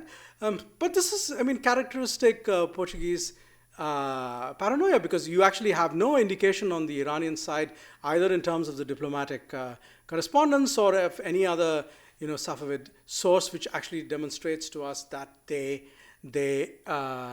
actually even thought in these kinds of geostrategic terms of intervening in the politics of the Indian subcontinent at that kind of level. So, I mean, my sense is this, that and perhaps I'm wrong, and perhaps the problem is that the sources don't speak to us. I don't have the Safavids no doubt had a very clear sense of their frontier problems with the Ottomans. And they had a very clear sense of the frontier problems with the Mughals. They had a notion of the role that the Deccan Sultanates could play in helping them against the Mughals.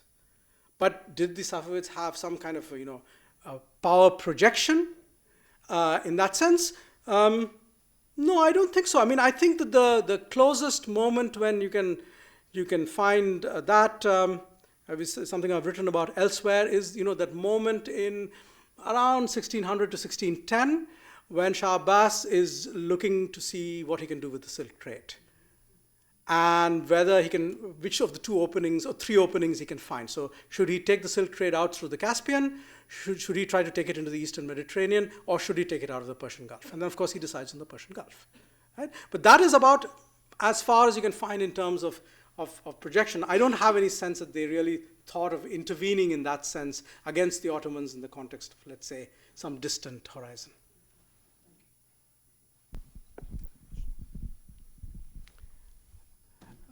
Yes, thank you for your insight.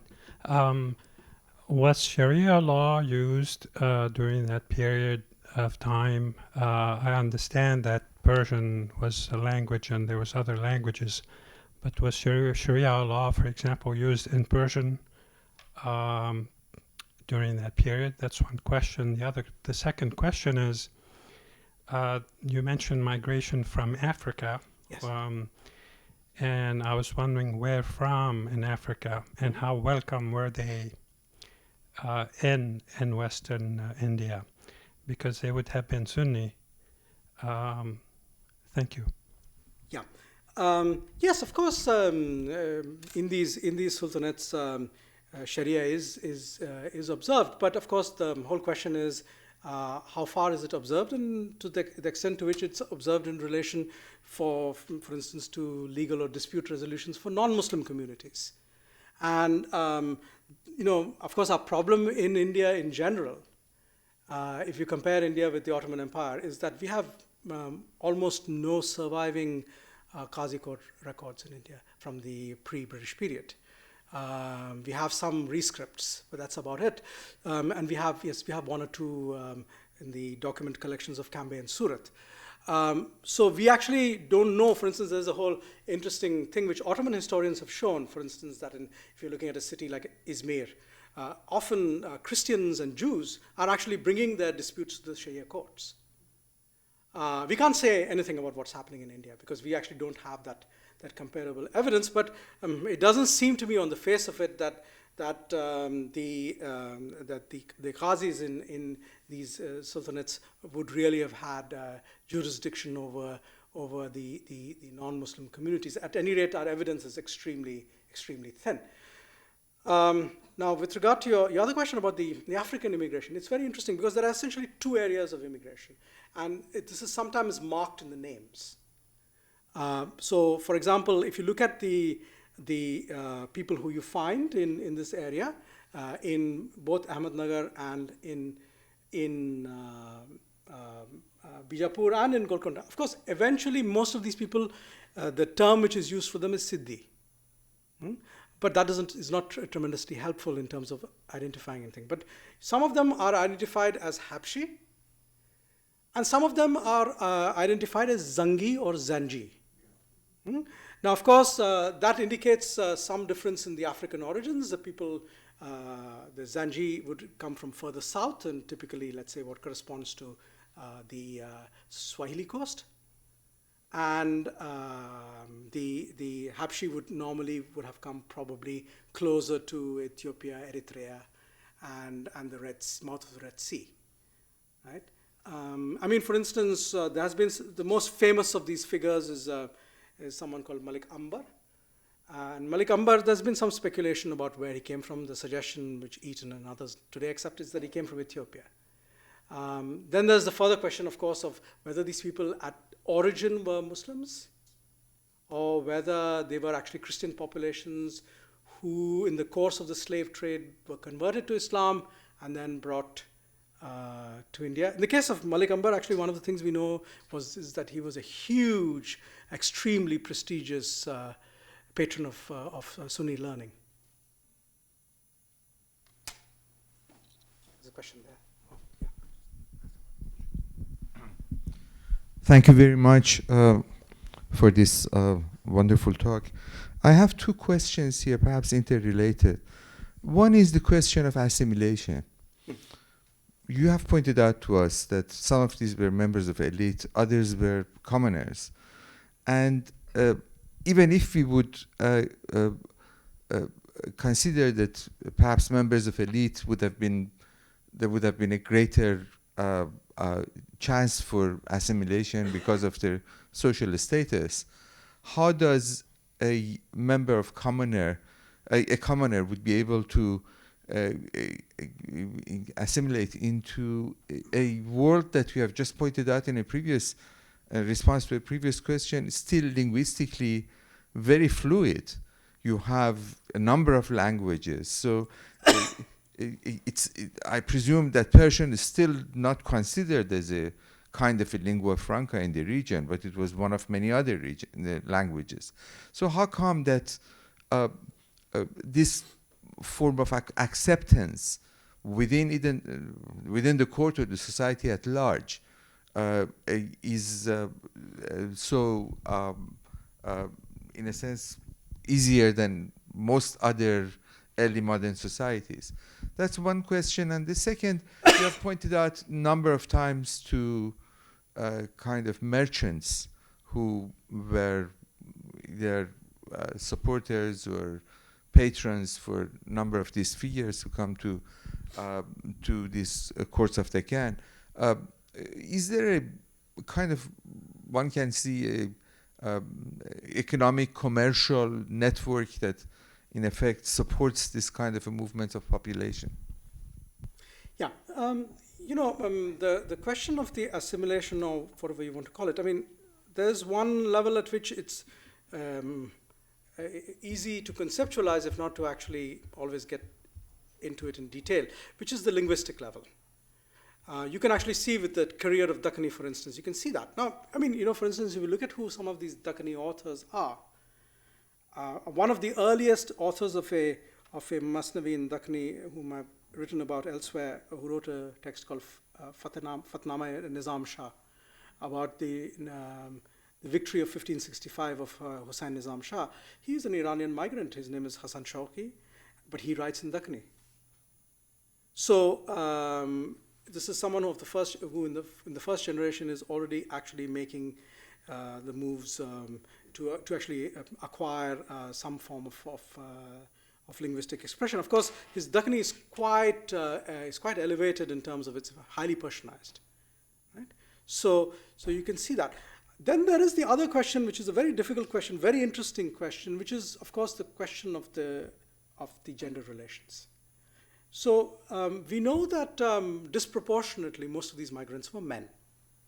Not all of them. We know, for example, that Yusuf Adil Khan, for instance, eventually brought some of the women members of his family from Iran. And in fact, in the fight which took place on his death, one of the things which was very much noted was how the women, these ethnically Turkish as they were, women of his family actually, seized the inside of the citadel and wouldn't let it go.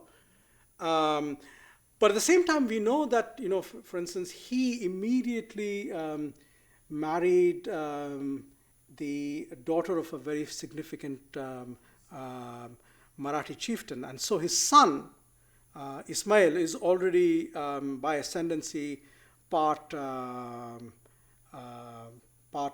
Indian. And it's very difficult because we don't have details of this. But I'll just give you an example which can help us. Okay, so take the Mughals. Right now, so far as we know, the Babur and Humayun knew no Indian languages. Right. Akbar was always a doubtful case, but now we've found attributed to Akbar one or two verses which are in Hindi.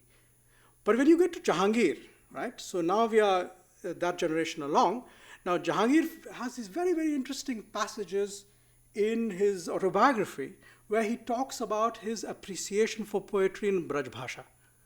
Right? Braj Bhasha is one of the regional variations of Hindi spoken in the area of Mathura and Agra and so on, and it's particularly favored for singing. There is a North Indian musical form called the Dhurpad, and this Dhurpad is sung in Braj Bhasha usually. It's considered to be most appropriate. And he talks about how he really appreciated this, and he talks about how there are these metaphors. For example, there's the metaphor of the bee which comes and is attracted to the flower, and that is like the relationship between the lover and the beloved, and so on. And he says, and these are the things you find in Braj Bhasha.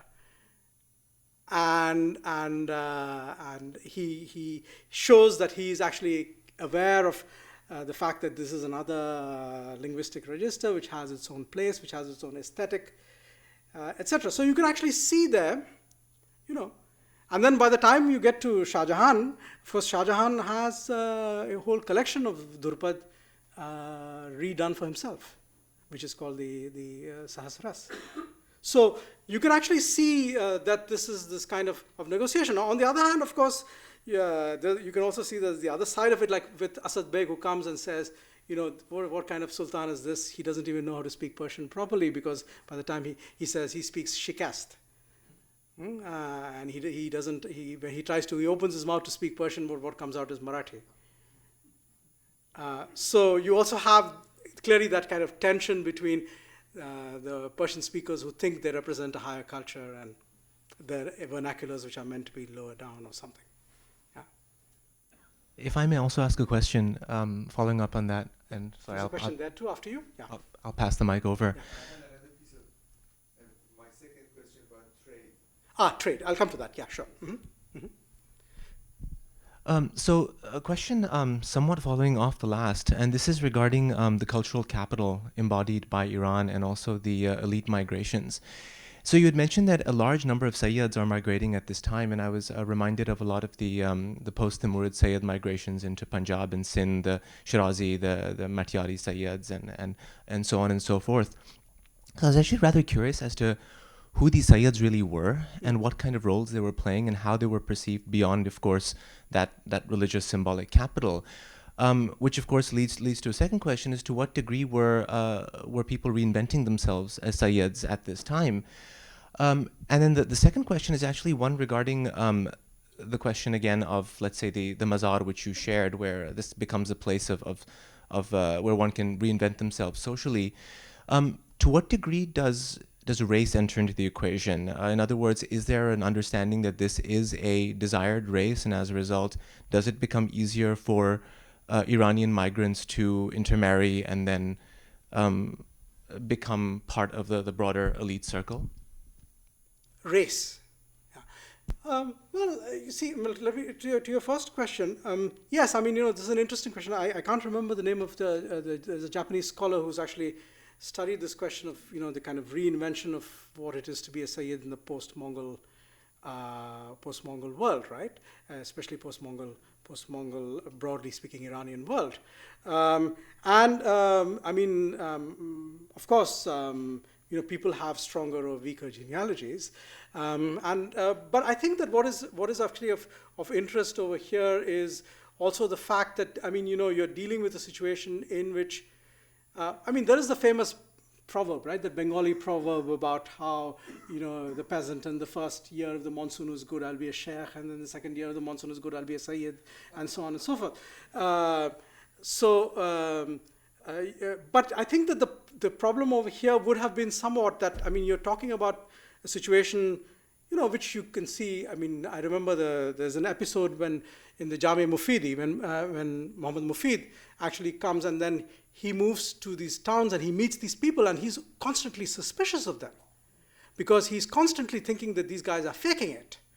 And are they really who they claim they are? And then, and of course, if the person claims, Muhammad Mufid is from Yazd, right? So if he finds a Yazdi, he wants to know who this guy really is and whether he can actually show him some kind of real genealogical authenticity. So, it seems to me that, yes, migration may have helped people to play fast and loose, but perhaps not as much as we would expect. I don't think that, so social reinvention, I think, was much more possible than necessarily claiming, it's sort of the same problem as you have in India which people often ask me, which is, for instance, could people move 300 miles and say they were Brahmins when they were not, whether they were then there's a whole question of, is it possible? What is the nature of verification?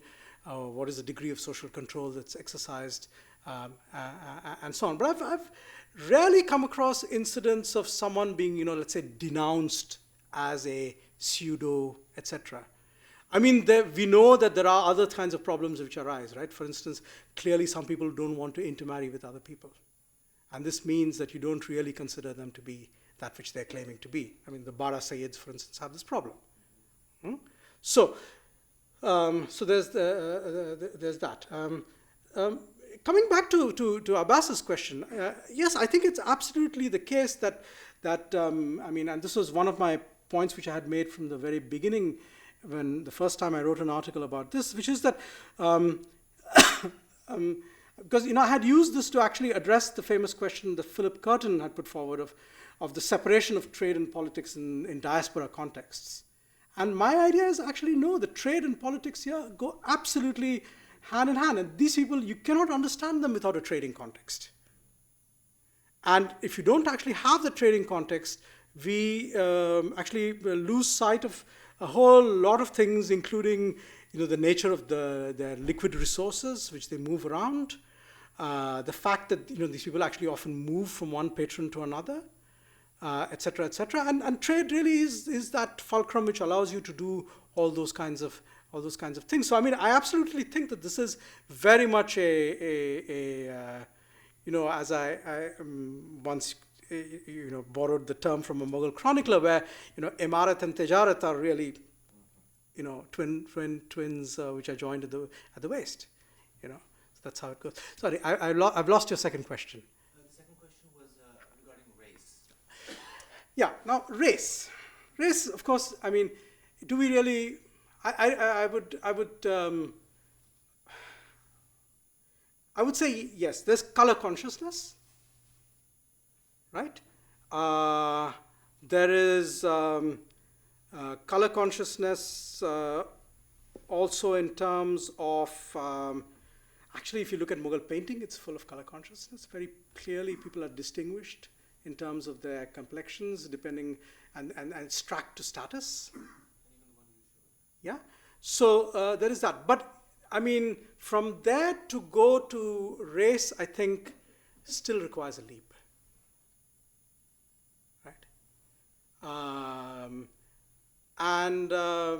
It requires a leap also because we need to take into account that, to be called white, for example, is not necessarily a compliment. Right?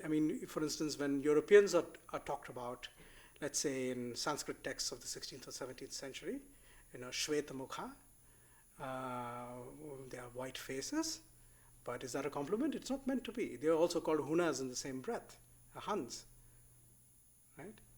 So I would still stop short of thinking about this as necessarily being translatable into race, but I think it's a discussion we can continue to have.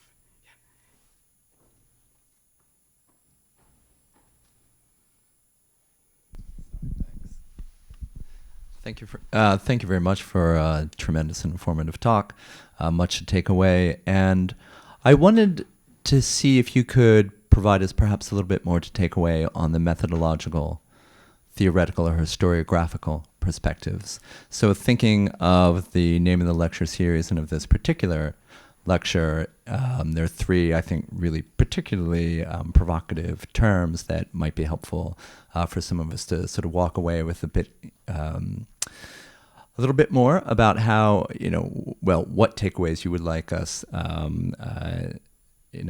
to have from the presentation. And the obvious one is connected. And I just wonder if you could speak a little bit more about the lecture you gave today as an example of obviously what you've theorized before, a connected history, and then also about the use of frontier, right?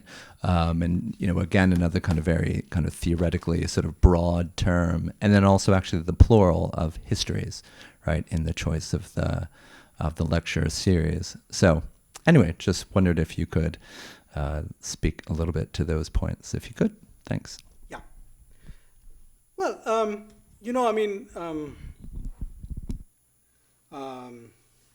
one of the reasons why I actually I always admired Aubin, and why I think actually people like him, or indeed people like Minorski, and people of that generation who, sometimes it's easy to denigrate in a facile fashion as Orientalists or something of this kind. What they had going for them was a relative, I would say, absence of methodological nationalism. And by methodological nationalism, I mean in particular the tendency to anachronistically move frontiers from one period to another.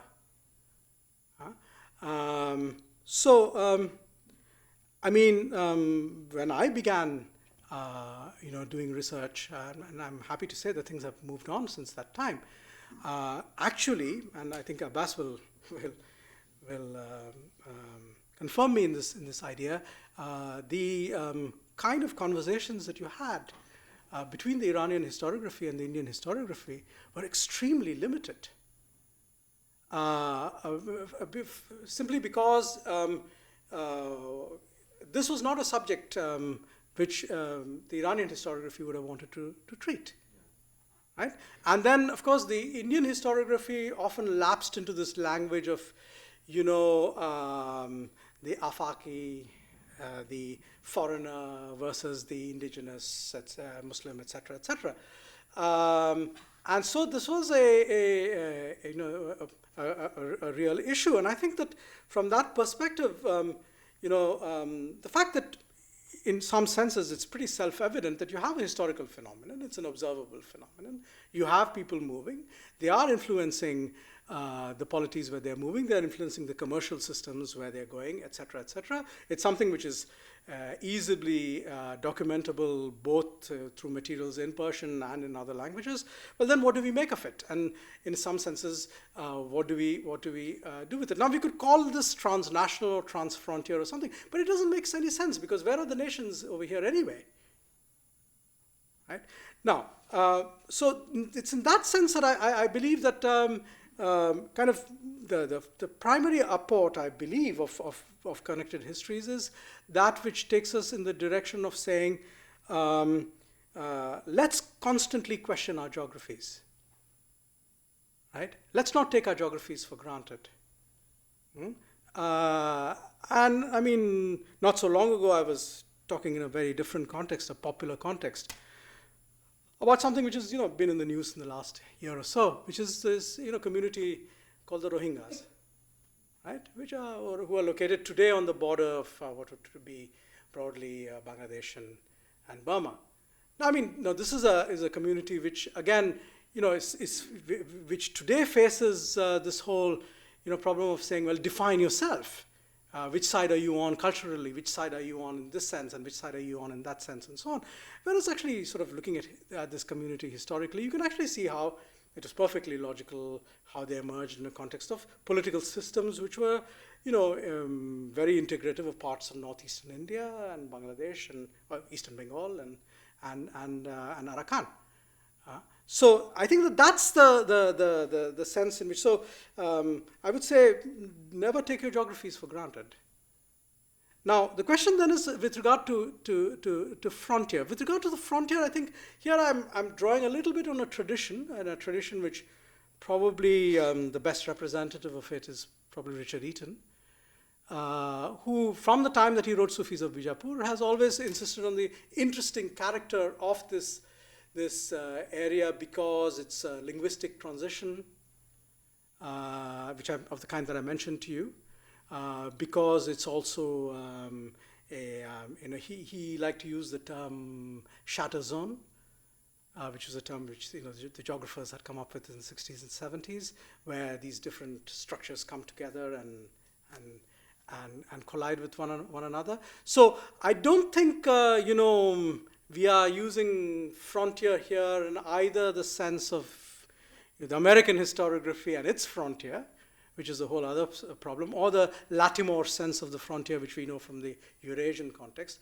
I think it's really a much more of a sense of a frontier being a place of sort of creative collision. In that sense. And then finally, why the histories? Why the histories is because actually, finally, it's not as if what emerges from this is one unambiguous narrative of anything. So there is, I hope, something which remains of this, which is polyphonic and to that extent plural.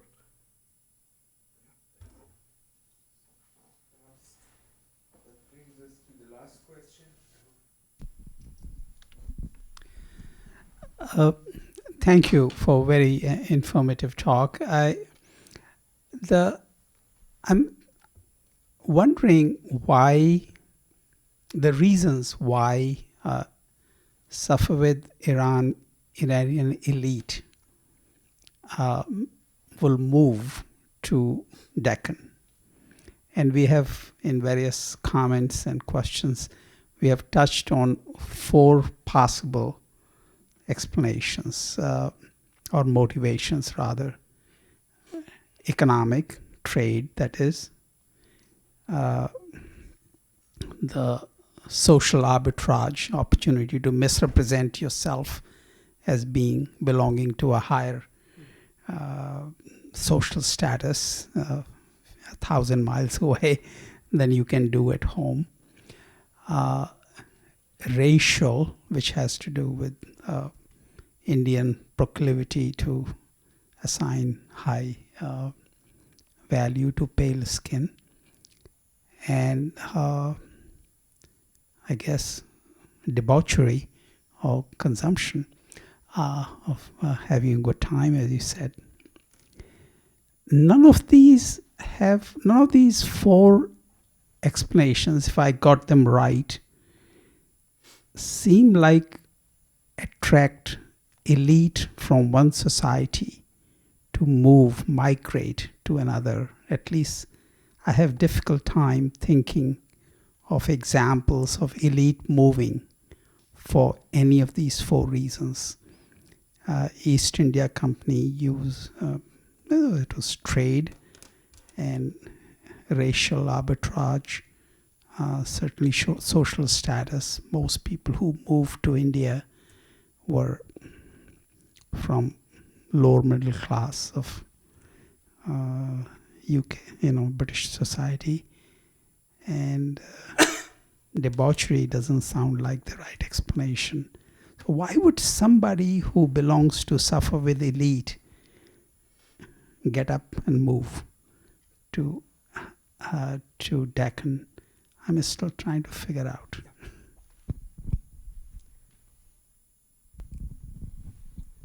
Well, you should actually go back to my 1992 article, because it's actually, the question is squarely posed there. And the additional elements I would add to those that you have are these. So one is that in Safavid Iran in the 16th century, it was a period of great religious turmoil, right? What you saw was the emergence of a kind of initially of a kind of a millenarian heterodox kingship, but then over the course of the 16th century, this model is set aside, and what is imposed progressively is the model of 12-er Shi'ism.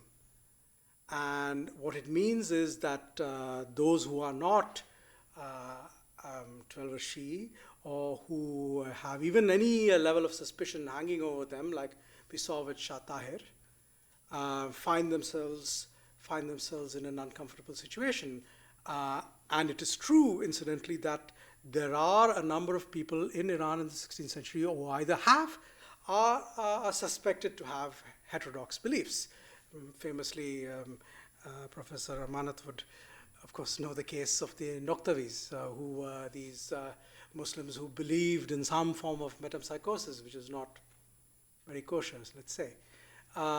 So you have, I think, the religious conflict. And in fact, in the letters which are written by the Iranian migrants, when they talk about why they moved and what circumstances forced them to move. I mean, for instance, famously, Muhammad Sayyid Ardestani says that, we had Waqf lands and they were seized by the Shaykh al-Islam because the family was suspected of this and that, and so on and so forth. So there is actually that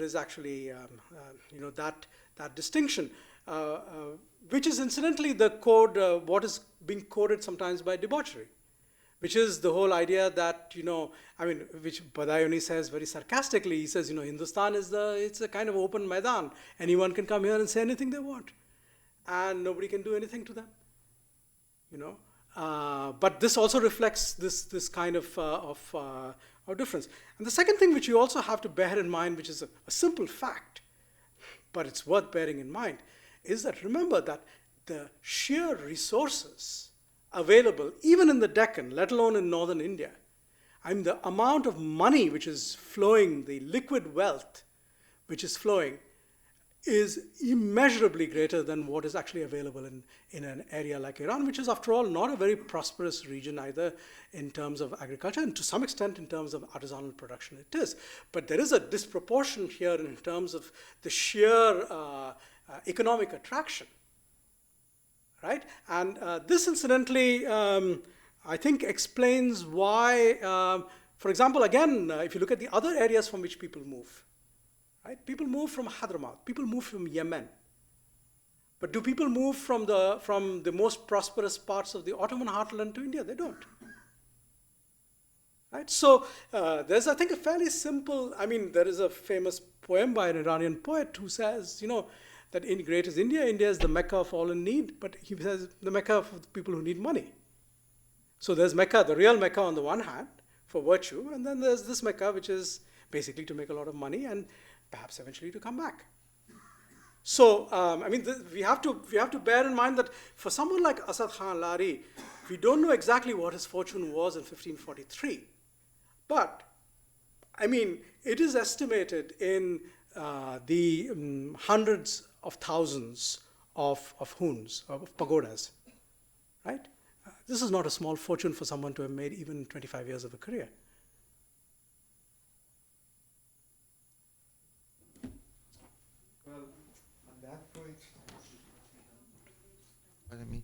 Well, actually, I better go to the... Yeah.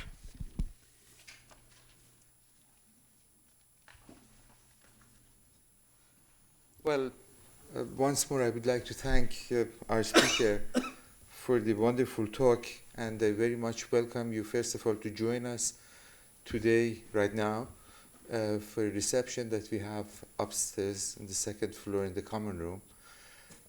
And then tomorrow for the second lecture, by Professor Subramaniam, and afterwards on Thursday we are having a round table here with some of the colleagues from the history department and other departments, art history department as well, and religious studies, to explore a little bit some of the themes and conceptualization of the Persianate world and how it fits into the lectures that we've heard today and we're going to hear tomorrow. On that note, I would like to thank again. You're very welcome.